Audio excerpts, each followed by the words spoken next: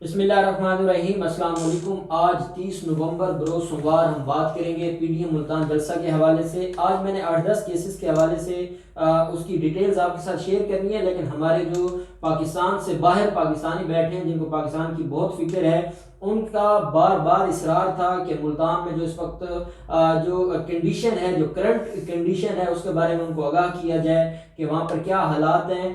और उससे अगली जो वीडियो है इंशाल्लाह उसमें हम आज के जो अहम केसेस हैं इस्लामाबाद, कराची और लाहौर के, उसके ऊपर हम बात करेंगे। तो मुल्तान की जो कंडीशन है वो इंतहाई ख़राब है और वो ख़राबी की तरफ जा रही है। और पाकिस्तान पीपल्स पार्टी और गिलानी हाउस में इस वक्त जब मैं आपसे बात कर रहा हूँ तो इससे 10 मिनट पहले वहाँ पर इजलास शुरू हुआ है और ये हंगामी इजलास है, क्योंकि आसपास जरदारी पहुंच चुकी हैं गिलानी हाउस में और आसपास जरदारी वहां बैठकर उस इजलास को जो है वो प्रिजाइड कर रही हैं। और अब वहां पर लाहे अमल बनाया जा रहा है कि जो इस वक्त घंटा घर चौक मुल्तान में हालात हैं और पुलिस और कारकुनान की आपस में जो लड़ाई है वो जारी है और ये मुसलसल जारी है। और मरियम नवाज का काफिला निकल पड़ा है। मरियम नवाज की जो गुफ्तगू है, राना सनाउल्लाह ने जो वहां पर तैयारियां की हुई हैं, वो सारी डिटेल्स मैं आपके साथ शेयर करूंगा। पहले हम बात कर लेते हैं मुल्तान की हालात के। मुल्तान के जो दाखिली और खारजी रास्ते हैं वो बंद कर दिए गए हैं, कंटेनर्स लगाकर बंद किए हैं इंतजामिया डट गई है और इंतजामिया ये समझती है कि अगर ये जलसा होता है और ये गैदरिंग इकट्ठी करने में कामयाब हो जाते हैं तो शायद उससे इंतजामिया को कोई फर्क नहीं पड़ेगा। ये को 5,000 10,000 मैक्सिमम इतने ही लोग इकट्ठे होने हैं। अगर ये इकट्ठे कर भी लेते हैं तो नुकसान किसका है? आम आदमी का नुकसान है। इंतजामिया का ये कहना है कि इन्होंने गुजरांवाला में जलसे किए, हमें कोई फर्क नहीं पड़ा। मरियम नवाज रैली की सूरत में लाहौर से गुजरांवाला जाती है, हमें कोई फर्क नहीं पड़ा। इन्होंने कराची में जलसा किया, इन्होंने क्वेटा में जलसा किया, हमें कोई फर्क नहीं पड़ा। गिलगित बल्तिस्तान में ये डेली बेसिस पे 5-5 जलसे करते रहे, हमें कोई फर्क नहीं पड़ा और हमें कोई एतराज भी नहीं था। लेकिन ये पिछले एक हफ्ते से जो हालात बन रहे हैं और जैसे कोरोना वायरस के जो केसेस हैं वो बढ़ते जा रहे हैं और इंतहाई खतरनाक हद तक बढ़ते जा रहे हैं। और हमारा जो मेडिकल से रिलेटेड जो हमारी सोसाइटी है वो बार बार हुकूमत को ये कह रही है कि इसको रोक लें, ये मामला बहुत ख़राब हो जाएगा और अल्लाह ना करे कि ये मामला फिर कंट्रोल से बाहर हो जाए और हमारे लिए फिर इसको काबू करना मुश्किल हो जाए। लेकिन अपोजिशन इस बात को मानने को तैयार नहीं है। अपोजिशन जो मुल्क में लॉकडाउन और कर्फ्यू की जो सिचुएशन है उसका मुतालबा किया करती थी और कर्फ्यू लगाने की बात किया करती थी।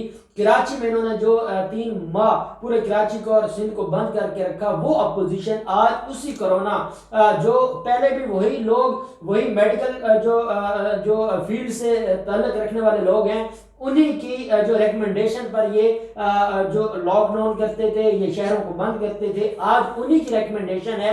लेकिन इनका मकसद उस वक्त था लॉकडाउन करके पैसे इकट्ठे करना, फंड्स इकट्ठे करना, और अब इनका मकसद है कि वो लॉकडाउन ना हो ताकि हम हुकूमत को प्रेशराइज करें। आगे सेनेट का इलेक्शन है और उस सेनेट के इलेक्शन के लिए ये अभी से तैयारियां कर रहे हैं और अभी से ये कुछ हासिल करना चाहते हैं। और क्योंकि नवाज शरीफ और आसिफ जरदारी के खिलाफ जो केसेस हैं फर्द जुर्म लग चुके हैं और मामला अब फाइनल मरहले की तरफ जा रहे हैं, तो ये खौफ है। अब जो मुल्तान है वहां पर इस वक्त तक 1800 कारकुनान के खिलाफ मुकदमा दर्ज हो चुके हैं और इसमें मकामी क़यादत भी है और यूसुफ रजा गिलानी के 4 बेटे भी हैं। एक बेटा अली मूसा गिलानी जेल में है और बाकी जो है उनके खिलाफ मुकदमे दर्ज हो चुके हैं। पाकिस्तान पीपल्स पार्टी की सिंध की क़यादत आई हुई है, उनके खिलाफ भी मुकदमा दर्ज हुआ है। 16 JUIF के वहाँ के मकामी कायदीन हैं और मस्जिदों के इमाम हैं, वहाँ उनके खिलाफ भी मुकदमा दर्ज हो चुका है।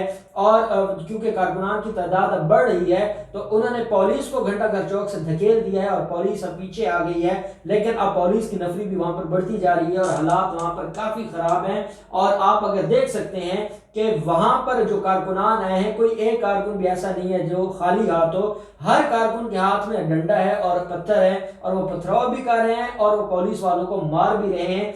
हुकूमत ये चाह रही है कि हम रियासती दहशतगर्दी वो न करें जो पाकिस्तान मुस्लिम लीग नून ने मॉडल टाउन में की थी या पाकिस्तान मुस्लिम लीग नून ने जो वहां पर की थी, जो 30-31 अगस्त की रात 2014 में जो धरना हो रहा था और वहां पूरी रात जो है वो रियासती दहशतगर्दी होती रही थी। हुकूमत चाहती है कि मामला उस नौयत तक ना जाएं क्योंकि हम अवाम की जान बचाना चाहते हैं, तो अवाम की जान बचाने के लिए हम अवाम से भी लड़ना चाहते हैं, हम अवाम का नुकसान नहीं करना चाहते। मरियम नवाज की जो गिरफ्तारी है उसके ऊपर भी इसलिए आज सुबह जो फैसला हुआ है कि उसको जाने दिया जाए ताकि हालात खराब ना हो, क्योंकि मरियम नवाज तो बुलेट प्रूफ गाड़ी में बैठी है। जब किसी को शेल लगेगा, किसी को पत्थर लगेगा, तो किसी को आंसू गैस अगर उनके ऊपर जो है वो फेंका जाएगा तो नुकसान वो आदमी है, चाहे वो बह चुके हैं, चाहे वो दिहाड़ियों पर आते हैं, चाहे उनके मामला जो भी हैं, लेकिन वो हैं तो पाकिस्तानी, और पाकिस्तानियों की जान और माल की हिफाजत करना स्टेट की जिम्मेदारी होती है। मैं समझता हूँ ये स्टेट की एक अच्छी पॉलिसी है,